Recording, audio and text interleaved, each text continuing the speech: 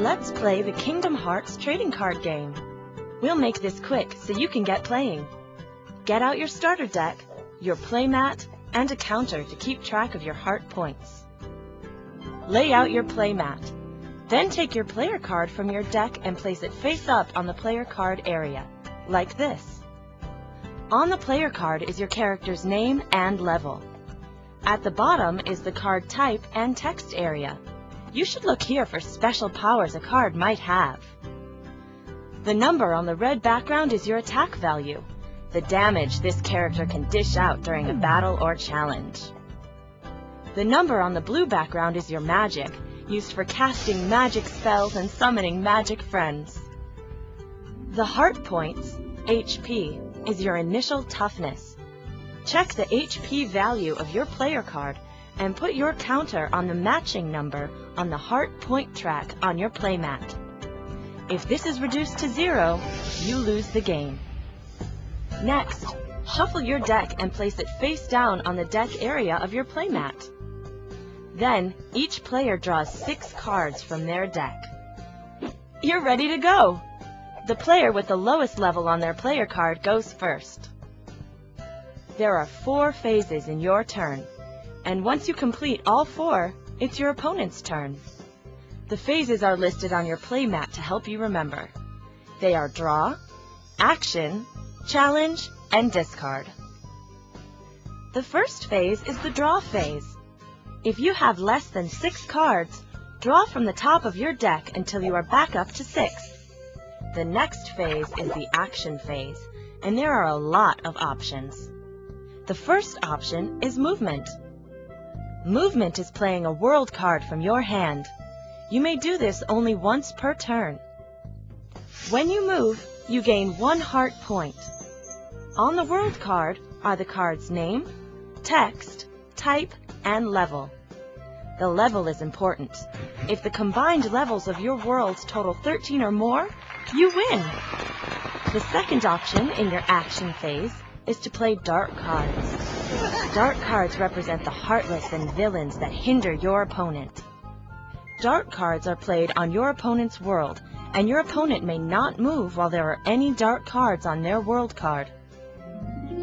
The level of your opponent's top world card tells you how many dark cards can be played on it. Also, the level of each dark card must be equal to, or less than, the total level of your opponent's world cards. So if the top world card is a level 2, you can play 2 dark cards on it. The total combined level of their world cards is 4. That means you can't play dark cards higher than level 4 right now. Dark cards can be removed from the world cards during an action called Battle, which is a third option for your action phase. You can battle once per turn. During battle, compare your player card's attack value to the dark card's power value. If the attack value is equal to or higher, the dark card is defeated and moved to its owner's discard pile. If your attack isn't enough to beat the dark card, you can use an attack card. These raise your attack value. When more than one attack card with the same name is played at the same time, they often get bonuses, so check the text area of the card. Attack cards are discarded immediately after use. To help you battle dark cards and win challenges, you can play friend cards. This is the 4th kind of action you can take. Friend cards have a support value number on the red background. This can be added together with the attack value of your player card. You may play as many friend cards as you'd like, but each new friend card that you play has to have a level no higher than 1 plus your highest friend in play.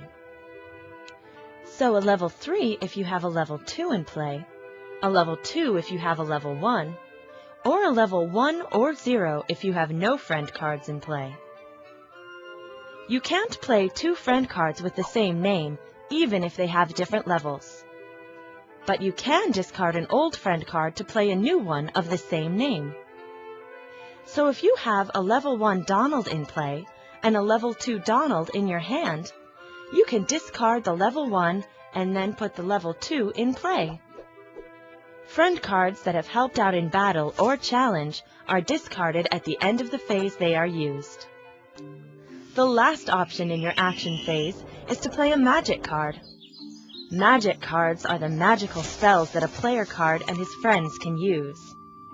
You can play as many of these as you like, as long as your player card or a friend card you control has a magical value equal to or greater than the level of the card you want to play.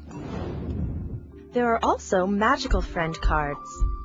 They are put in play just like a magic card, and you can play as many of these as you'd like. They can help in battles or challenges just like friend cards. If you see this symbol, it means what is written there takes effect as soon as the card is played from your hand. These cards have to be discarded at the end of your turn, so if you put them in play, make sure you use them in the same turn. After the action phase is the challenge phase, when you can attack your opponent's player card if you want to. If you attack, both players move their player card to the center of the table. Then you and your opponent take turns choosing one of 4 options. The attacker goes first. The first option is to choose to have a friend card or a magical friend card participate in this challenge. The next option is to play one or more attack cards from your hand.